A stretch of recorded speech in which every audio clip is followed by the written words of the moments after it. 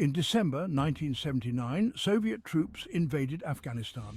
They entered with tanks, helicopters, and thousands of soldiers planning to take control, but they underestimated Afghanistan's spirit. For Afghans, this was a call to defend their homeland. The invasion sparked an intense resistance movement known as the Mujahideen, Afghan fighters from all walks of life united against the powerful Soviet army. They were outgunned and outnumbered, but fought fiercely, determined to protect their land. As the Mujahideen resisted, they gained support from around the world.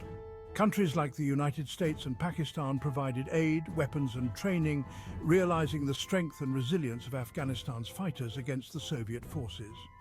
After nearly a decade of fierce resistance, the Soviet Union began withdrawing its troops in 1989.